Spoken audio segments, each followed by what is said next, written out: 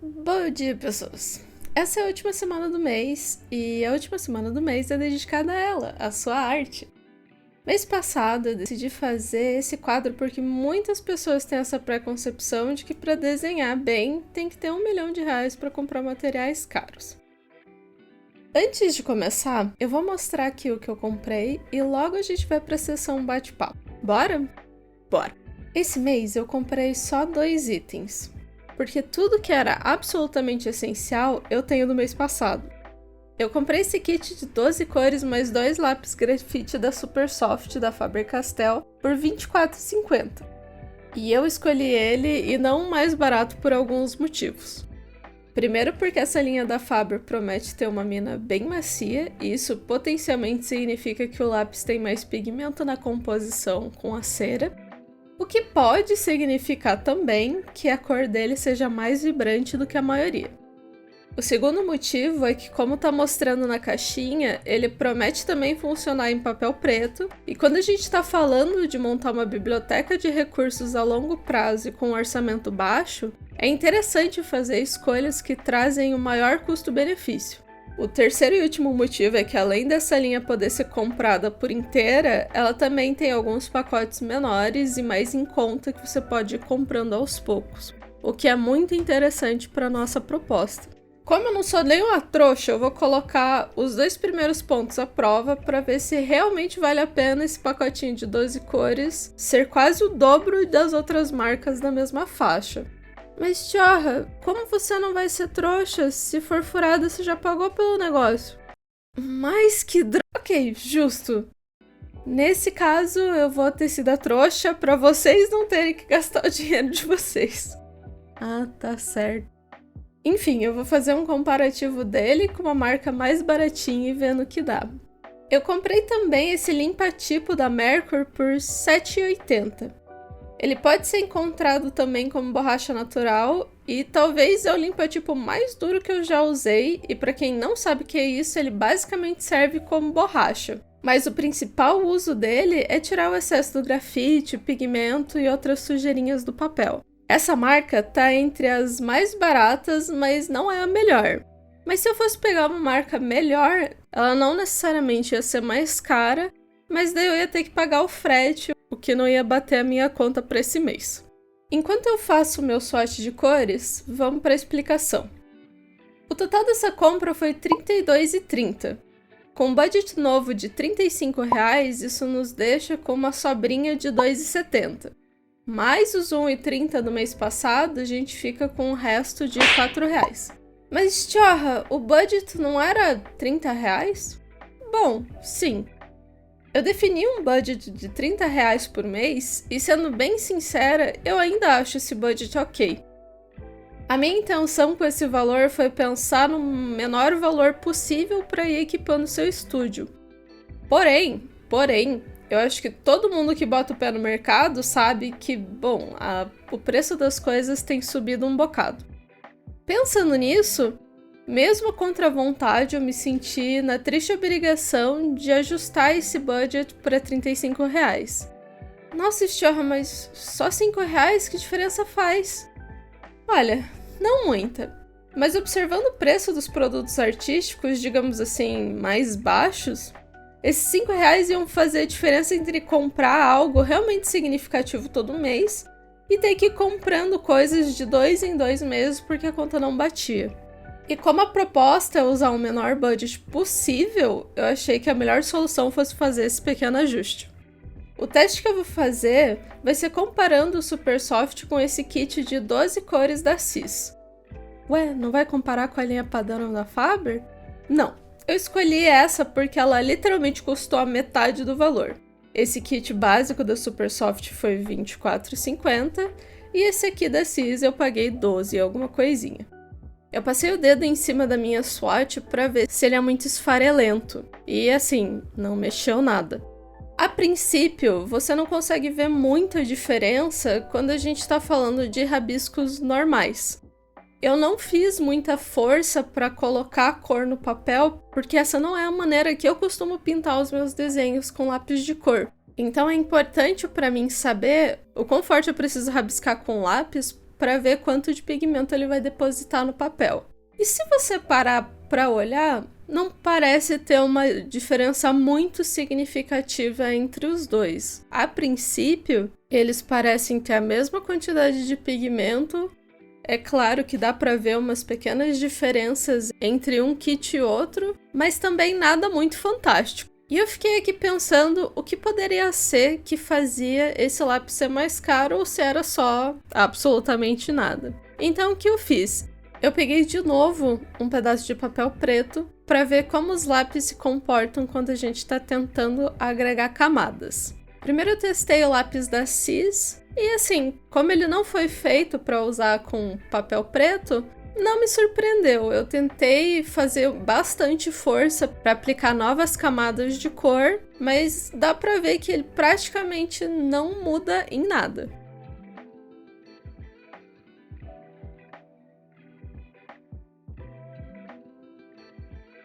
E daí logo em seguida eu tentei com a Super Soft. E foi aí que eu percebi por que o lápis ele é mais caro. Não que ele seja absurdamente mais caro, se você for fazer as contas, praticamente é R$2 por lápis. Mas justamente, ele consegue agregar mais camadas de cor mesmo no papel preto. E isso faz toda a diferença. Dá pra ver como a cor é muito mais vibrante por conta disso. Ah, Stior, mas eu não tenho intenção nenhuma de fazer desenho em papel preto. Bom, talvez você não tenha intenção agora. Isso não significa só que o lápis vai ser bom só no papel preto. Isso significa que ele de fato tem mais pigmentação na composição dele. E provavelmente quando você for pintar alguma coisa, isso vai fazer diferença, porque pintar com lápis de cor é muito dependente de camadas. E se você colocar uma cor embaixo que não deixa agregar mais uma camada de cor em cima, é muito difícil você ter um resultado legal. Ainda mais quando a gente está falando de uma paleta de cores reduzida.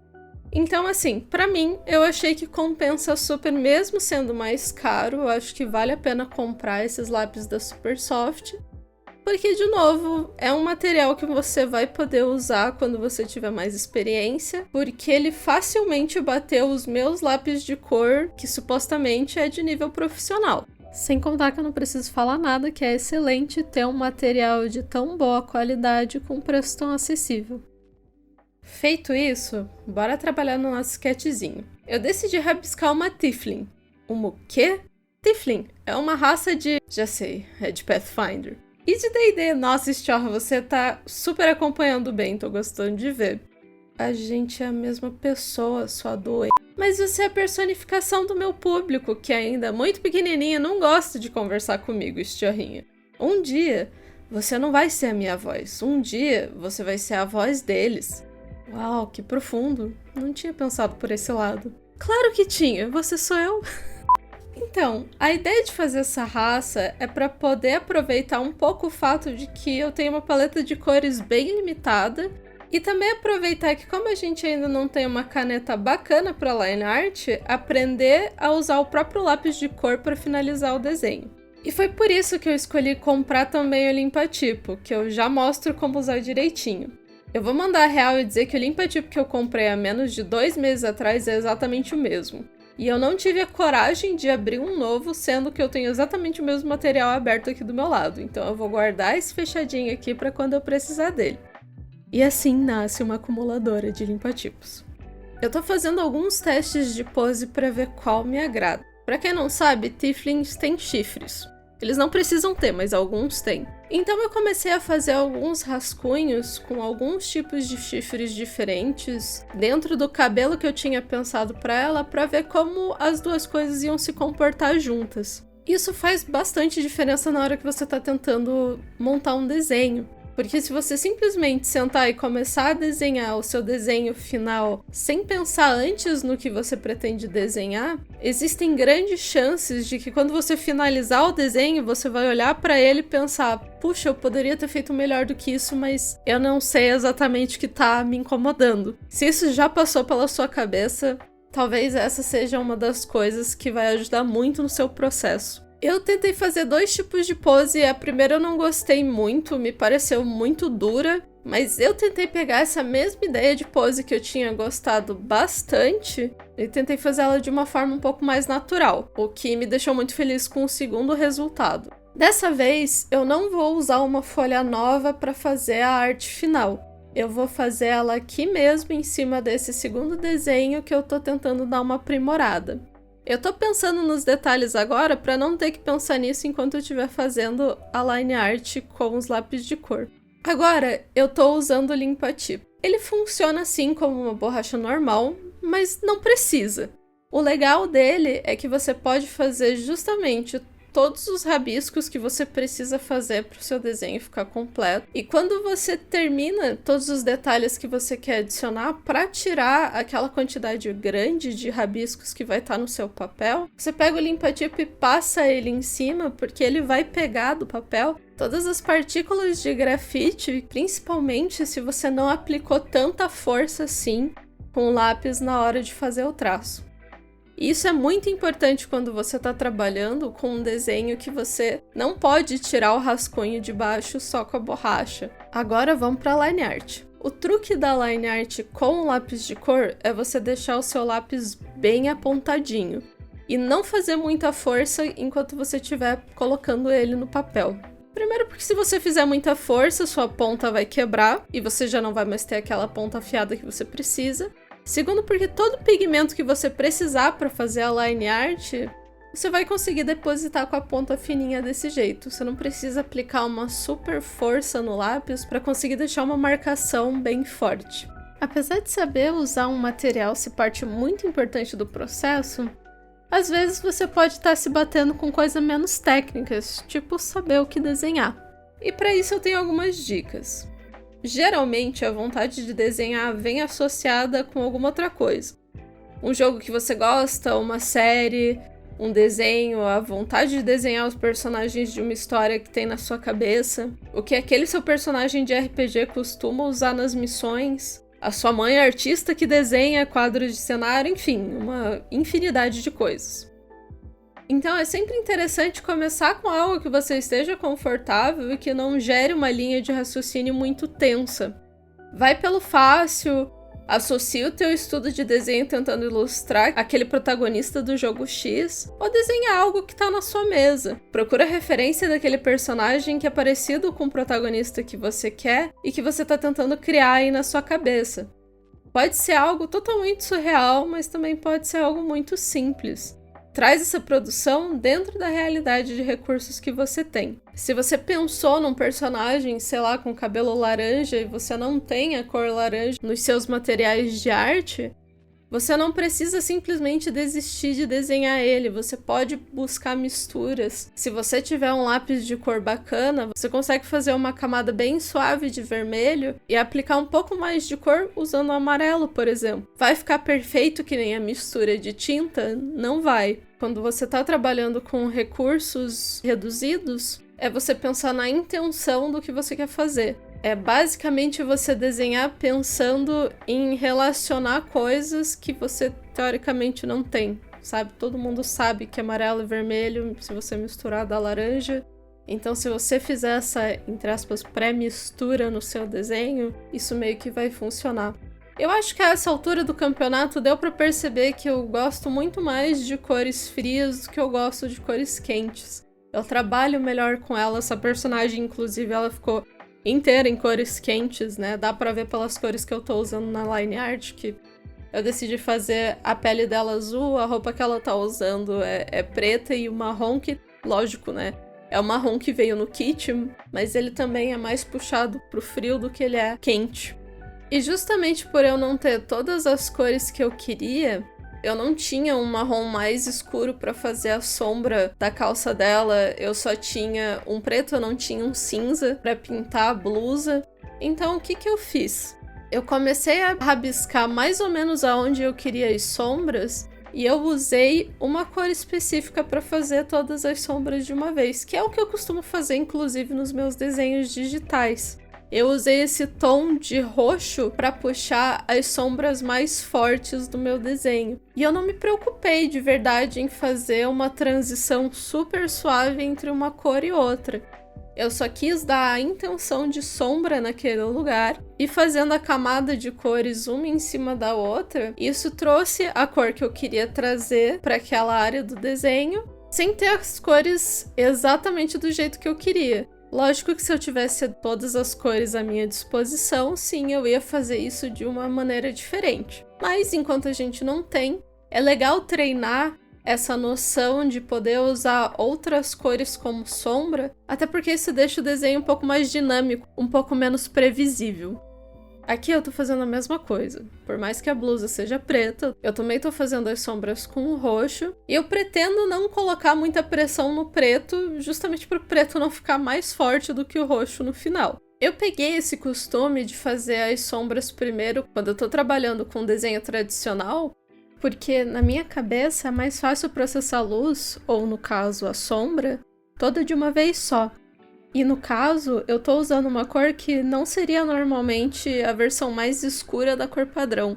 Eu não tô usando um marrom mais escuro ou um cinza mais forte no caso da blusa. Eu tô usando um roxo. Então, quando eu for passar a cor que eu realmente quero que a roupa seja, aquele pigmento vai minimamente se misturar por cima da camada anterior e criar o efeito de sombra que eu preciso, sem ficar com cara de mistura estranha que não combina.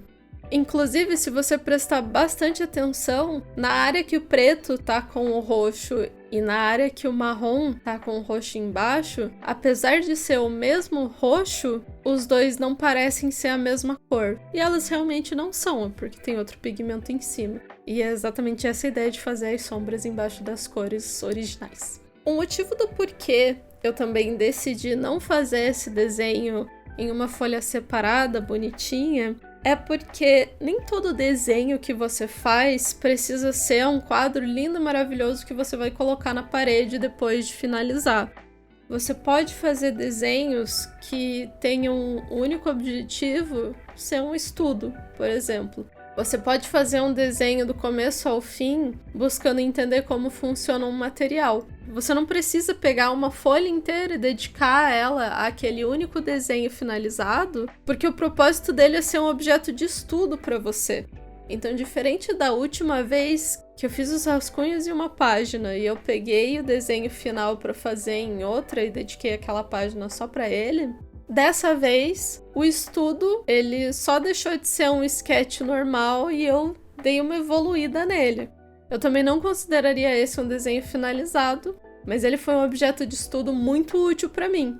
Porque, por exemplo, agora eu sei que esse tipo de lápis de cor, ele consegue aguentar camadas, não só na folha preta, mas também entre outras cores, né? Ele consegue misturar uma cor e outra. E eu posso usar isso para tentar fazer um desenho mais elaborado, com bem mais detalhes do que esse, tá? Porque esse é bem pequenininho. Sem contar, né, que esse é o melhor teste que eu poderia ter feito para ver se o material que eu comprei vale a pena ou não. Porque agora eu sei que ele realmente cumpre o que ele promete. Afinal, tem muito material que, mesmo sendo caro, o custo-benefício dele não vai muito longe. Então, se fosse esse o caso, por exemplo, se eu tivesse usado um lápis de cor mais baratinho, eu provavelmente não teria um resultado tão bom nas minhas misturas como eu tive como esse. E de verdade, eu não tô só querendo falar bem da marca porque é uma marca famosa. Essa linha de cores, ela realmente é muito boa. Do que eu lembro da linha escolar da Faber-Castell, ela com certeza não é a mesma coisa. E se fosse para questionar alguma coisa, no máximo do máximo, eu diria que algumas pontas elas ficam um pouco bambas na hora de apontar. Por exemplo, quando eu apontei o lápis roxo para deixar ele bem afiado para fazer a line art, eu consegui notar que a mina lá dentro do lápis estava meio soltinha. Eu só não tirei porque eu ainda queria usar ele. Mas para ser bem sincera também, isso é muito comum. Aquela velha história de que apontar o lápis com estilete é a melhor maneira de manter a vida útil dele não tá errada. Mas eu confesso que eu odeio fazer isso com todas as forças do meu ser, então, bom, eu não faço. A ideia mais pra frente é investir em um apontador que não force a mina do lápis a girar, que é basicamente o que causa o problema. Mas até lá eu vou usar o que eu comprei mesmo. Eu confesso que se eu não tivesse gostado muito dos lápis de cor, eu ia parar a compra nesse kit mesmo e partir para outro material. Mas eu achei que vale sim comprar outros kits dessa mesma coleção, até porque tem muita cor faltando aqui pra gente usar. Outra coisa que faltou falar é que eu achei muito estranho não ter o branco na coleção básica de 12 cores. Ainda mais falando de uma linha que, bem, praticamente foi feita para usar em papel escuro. O branco é uma cor muito boa para fazer uma mistura mais homogênea de cores, ainda mais quando o lápis aceita mais de uma camada como esse aqui. Mas isso é algo que eu posso mostrar nos próximos vídeos desse quadro. Mesmo sendo mais um rascunho do que de fato um desenho finalizado, eu acho que a adição de cores foi um passo muito legal para a gente continuar a crescer com a nossa coleção de materiais de arte. E bem, esse foi o resultado da minha ilustração de hoje com os materiais que a gente tem. É muito bom ver que um material pode fazer tanta diferença no resultado final. E daqui para frente, com mais opções de cores, tem muito mais interesse que pode ser adicionado nas nossas artes. Se você curtiu esse vídeo, dá um boop aqui no like para saber que esse tipo de conteúdo é legal para vocês. E vai lá ver o primeiro vídeo do quadro. Não esquece também de se inscrever e me seguir lá no Twitter e no Instagram, porque eu adoro falar um monte de baboseira relacionada ou não à arte. Toda semana tem um vídeo novo no canal e todo último vídeo do mês vai ser dedicado para esse quadro. Então não perde, viu? Até a próxima semana!